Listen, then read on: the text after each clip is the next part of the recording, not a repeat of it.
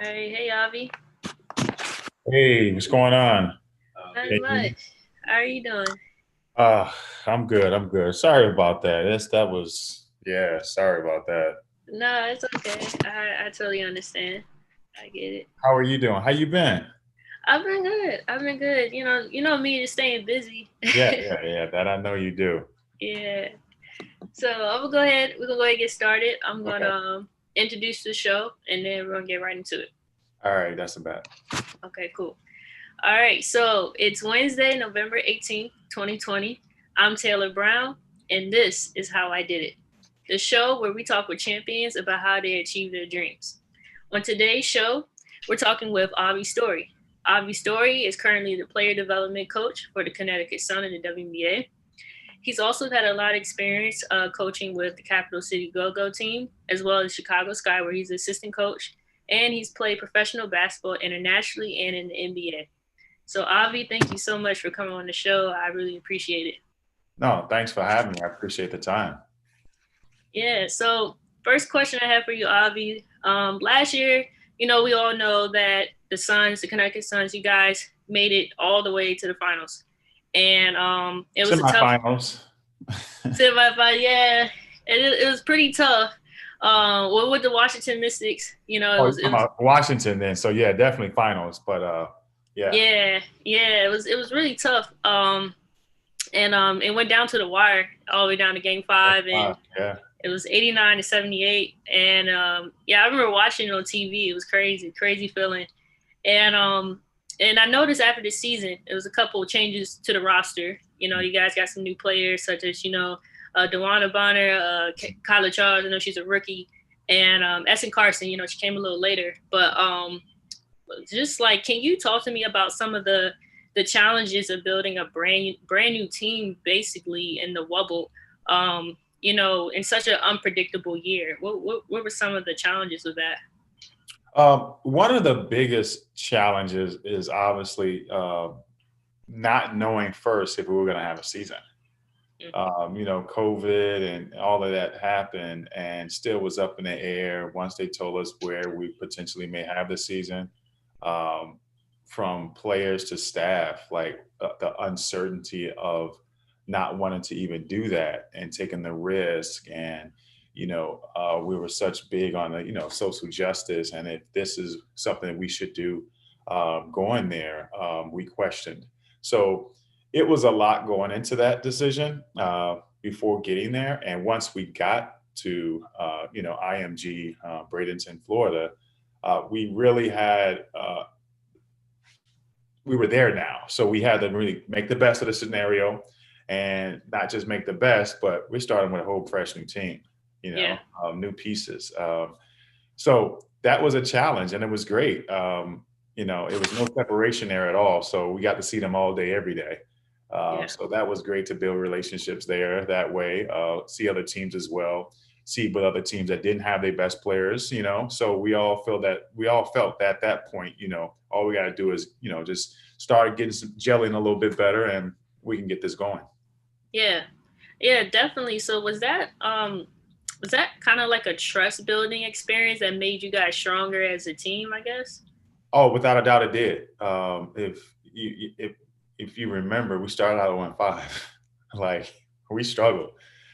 We didn't get Yeah, we I didn't win remember. games, So we were questioning everything we did from what sets we were running. So we questioned everything. Yeah. But we came together and realized adversity again. Having adversity builds strength and build character within individuals and a team setting. So we continue to fight through all the tough losses and they were close losses. They weren't just, Right. Right. blowouts at all. They were all five single digit losses. Yeah. So we knew we were in games. We were coming into games, um, start out well, be at halftime with leads and we'll lose them in the fourth quarter. So we knew we can play. We just got to find a whole 40 minutes to be able to do that. And we did. Yeah. Yeah, that leads into my next question. Yes, I definitely was tuning in. I was watching, beginning of you guys' season. It started off a little shaky, but one thing I did notice, and I'm sure everybody noticed as well, you guys made a change in the starting lineup. Yeah. And I see why. Kyla Charles, from the University of Maryland, she definitely stepped in and she really helped the team. I felt like that was the momentum changer, and you guys just won a lot of games after that. What made you start her? Like, what made you guys start Kyla? So we definitely felt we needed to change the lineup and what player was that for us. We as much as we probably all agreed and kind of subconsciously didn't say it, but we knew Kyla was that player. Why? Because from the start of practice, she put all her work in and really tried to do everything that was asked of her and did it with such, just intensity and something that you expect rookies to come in with. And she did that. And she picked up on all the things that we needed on our offensive end, our defensive schemes as well, and that was almost a no-brainer for us. So we did that, and she had a really good rookie season. We didn't have any high expectations for her. We just wanted her to get better and just learn the system and just see how big of adjustment it is coming to the pro level. But she took it and ran with it. Yeah, definitely, definitely. So I noticed, well, as we all know, the bubble was located at the IMG Academy, um, which was a really nice facility or prep school Yeah. um, in Florida. And I guess what I'm wondering, playing in that environment, like you feel like, did it feel like you were playing in a high school, like back in high school, because you're used to a big arena? So how was the feel? Like, did it feel like you were back in high school? So it didn't feel high school-ish, I guess, until later in the season when the kids started to come back on campus. Mm, Our practice facility was definitely a high school court. We see all the different lines they have in it for, the WNBA, the NBA three-point line. yeah. But once we actually played our games, it was definitely our court, and it was off the campus. But at first, it did. Again, it was unfamiliar territory, so we wasn't 100% sure what it was going to feel like. The floors were kind of hard. High school floors they ain't got bounce like the college and NBA and WNBA. So Right. that was an adjustment. Um, the floors wasn't as sleek and had all the different designs of teams. It wasn't a home field at all. So Right. yeah, that took some adjustment. And ladies, again, like I think they did an amazing job being able to adjust and play some good basketball at the end. Yeah. Definitely. I know you guys are used to the giant, locker rooms and the arenas, so that's definitely different feel. Yeah, yeah, we had a fan base here in Connecticut. As I think is one of the top in the league. I think it most likely it is, if not first, second Wow. fan base. So that right there was a big adjustment alone, Wow. despite the actual court and what we played on. But just from a fan perspective, that really was a big difference for us. Yeah, you answered my next question. And I was going to ask you, was it more challenging not having big crowds to cheer you guys on? So it was a little bit of both. It's obviously um, when you an athlete and played and at whatever level, you get into a zone and you locking all of that out, good or bad. Right. Cheers, So once that ball was thrown up, you see they were locked in. The one big difference, you were able to hear every single thing from the bench. So if you messed up a play or needed to get back, you Yeah. heard it. Yeah, that's rough. That's rough. Yeah, exactly. All right, coach. So, sometimes after you get through like a big challenge in life, whether it is on the court or off the court, Uh, um, when you get through it, that's a part of like you think now pretty much I can get through anything, or the next thing, whatever challenge comes at you is not as difficult. um do you think like this challenge with the pandemic and playing in the wubble this past season, that you feel like, okay, if any other challenge that comes my way, like it's not that difficult because you already been through kind of a very unpredictable year? yeah, you can take this bubble situation, COVID as another notch in everybody's character slash, just building strength in them as an individual and as a person, Yeah. this definitely gave us an opportunity to look at life, and not just life, your job, the relationships you have with people, um, with a different lens because of all of what's gone on during Right. COVID and being able to just being away from your family for three Yeah. months. That's not easy. It's different when you're overseas, in different countries and stuff like that. I played overseas, so you're able to Right. get around and be able to do things. But we were pretty much in this one place the entire time, Hmm. and that was, again, like it's almost hard to explain and how surreal it was. It was in the process, and during it all, it was pretty intense, and it was what we had to do. We test every single day. Right. All Yeah. those different things were pretty, it was a lot. But then being removed from it, we almost like that security that it gave of our safety. I actually want back because, we Mhm. walk out to the stores now these days, people don't understand space and some people don't want to wear masks, so Right. we all abide by the rules there. So we knew that we were safe in that regard. So Mhm. that was a big thing, that big adjustment getting back, you know, in Yeah. regular circulation back home. Yeah, for sure. That's a good way to look at it. That's probably unusual. You go for that much safety to some people not even wearing masks. So Yeah, I can yeah, understand that. definitely. So, what is the biggest lesson the pandemic has taught you? Um, it taught me a lot of things. I got to sit on that one for a second Yeah. because it has taught me a lot of things, and it just opened my eyes to a lot of just a lot of different ways people view um, authoritative figures and what messages being relayed, and it's a whole lot of things that I took from it and still processing. Yeah. But the biggest thing for me during this COVID pandemic and the time in the bubble and being back and before it, um, really a value family, Mm. the relationships that you have with people. I have been immediately affected by COVID. I have family members, two brothers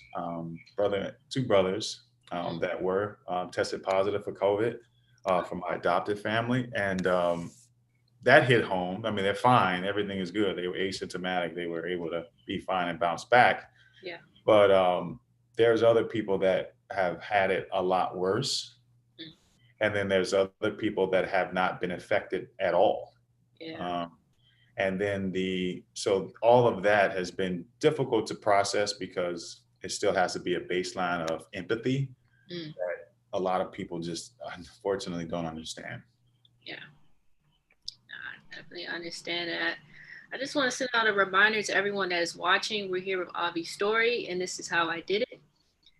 So, Awvee, thank you for sharing and opening up about that question. I know that's a tough question to answer. Yeah, You know, yeah, yeah. No worries. yeah. So we're down to the last three questions I ask Uh, every interviewee. yeah. So, first question for you is what inspires you? Inspired me to coach, or just inspired me? Yeah, what inspires you to coach and to pretty much do what you do? As I know, you do more than just coach. I know you do. Well, you don't just coach WBA, but you coach. You run your own basketball camp. So, what Yeah. inspires you just to do what you do? Give back. I clearly played the game, and I've had different people have an impact in my life in the game of basketball and outside of basketball. And again, I've heard this word quite a few times, paying forward.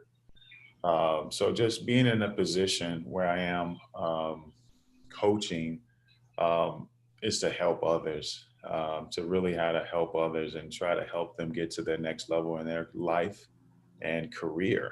Um, and from all ages, not just the professional. You mentioned camps that I do with younger kids and stuff like that, but I Yeah. think that is very important to really try to give back in some sort of capacity.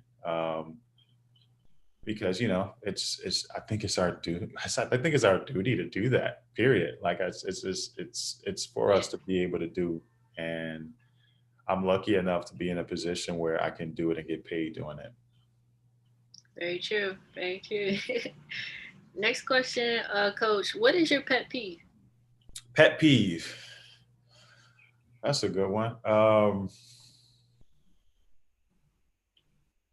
Pet peeve. Yeah, it's tough. Um, I don't know if he looked at this place that I have here in Connecticut. I'm pretty organized. I'm a little OCD on how I have things look and the way they should be placed.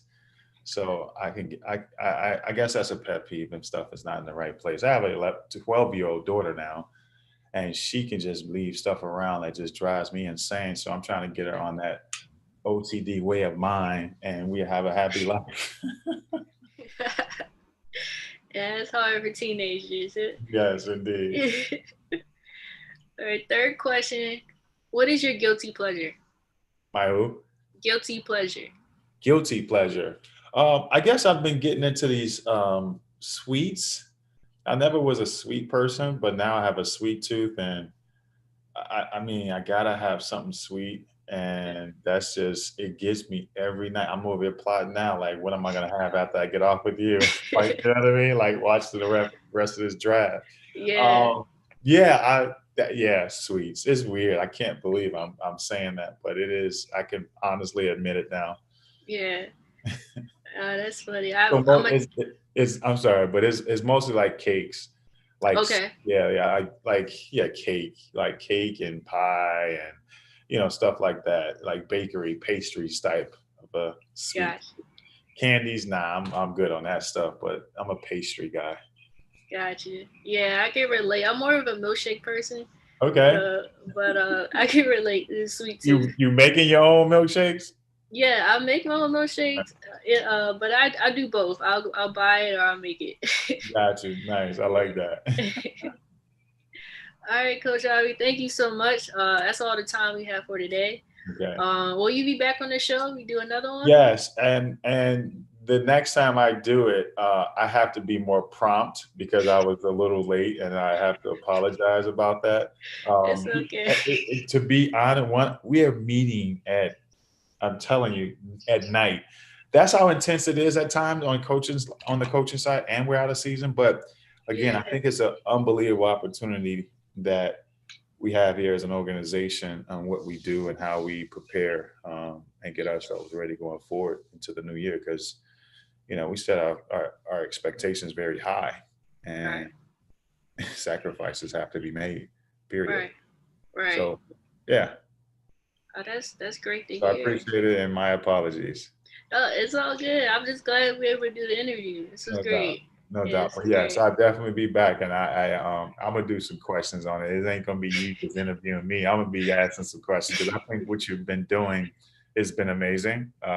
Thank We you. have obviously an early relationship, and you being a part of my camps, and then seeing where you are now, mind blowing. So Yeah. I I have to give my to-dos and appreciation and respect to you. You're doing amazing. Continue to do it and keep knocking down doors, Miss Lady. Thank you. I appreciate it. It's growing. Yeah, It's yeah, growing. it is, and it will continue to. Yeah. All right. This is great. So thank you again, and I want to thank my sponsors. Thank Spacey Cloud and the Loop, for letting me use the space at the Loop and Spacey Cloud for sponsoring the podcast. And again, Coach Ali, we'll be in touch, and Yes, we that's a will. wrap. All right, great. Thank you again. No problem. Have a good one. You too. Bye.